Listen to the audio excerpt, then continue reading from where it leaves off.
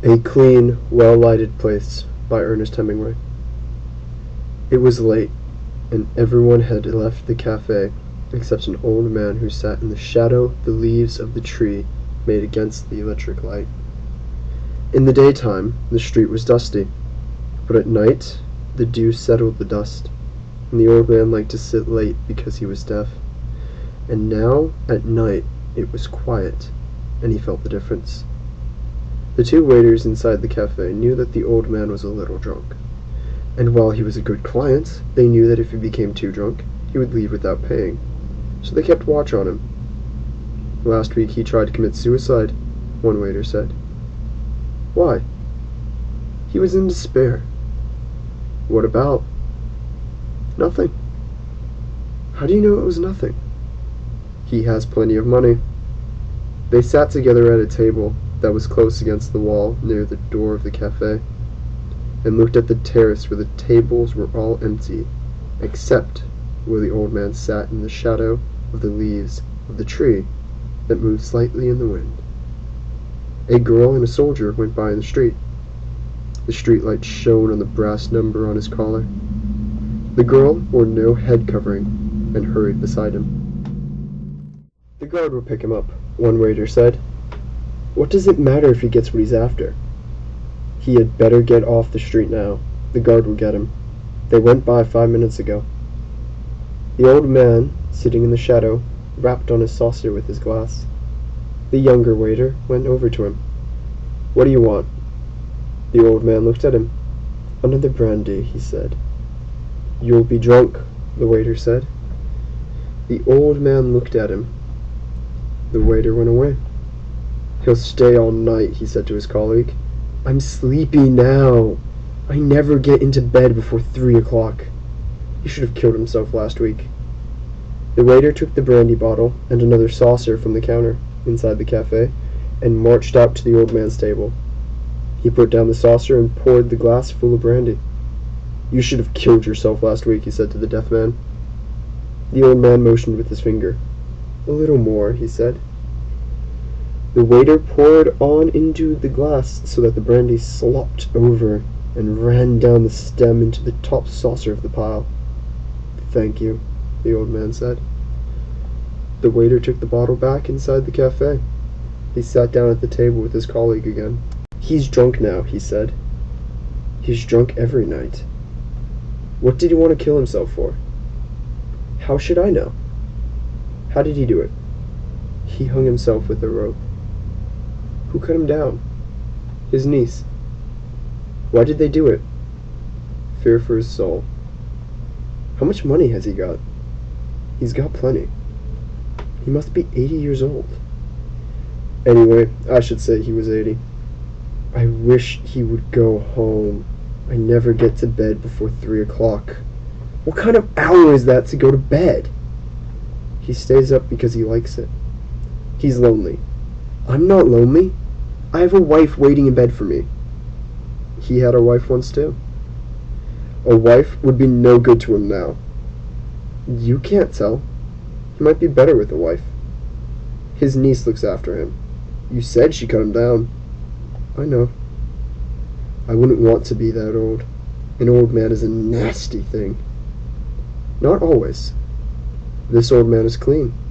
He drinks without spilling, even now, drunk. Look at him." "I don't want to look at him. I wish he would go home. He has no regard for those who must work." The old man looked from his glass across the square, then over at the waiters.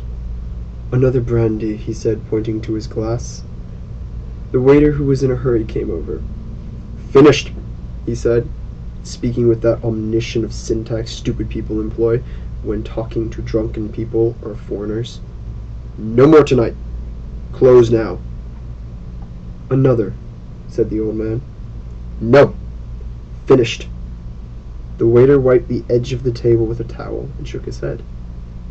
The old man stood up, slowly counted the saucers, took a leather coin purse from his pocket, and paid for the drinks, leaving half a pesta tip. The waiter watched him go down the street, a very old man, walking unsteadily, but with dignity. "Why didn't you let him stay and drink?" the unhurried waiter asked. They were putting up the shutters. "It is not 2:30. I want to go home to bed." "What is an hour?" "More to me than to him." "An hour is the same." "You talk like an old man yourself. He can buy a bottle and drink at home." "It is not the same." "No, it is not," agreed the waiter with the wife. He did not wish to be unjust. He was only in a hurry. "And you? You have no fear of going home before your usual hour?" "Are you trying to insult me?" "No, hombre, only to make a joke." "No," the waiter who was in a hurry said, rising from pulling down the metal shutters. "I have confidence. I am all confidence." "You have youth, confidence, and a job," the older waiter said. "You have everything. And what do you lack?" "Everything but work." "You have everything I have." "No. I've never had confidence, and I am not young." "Come on, stop talking nonsense and lock up."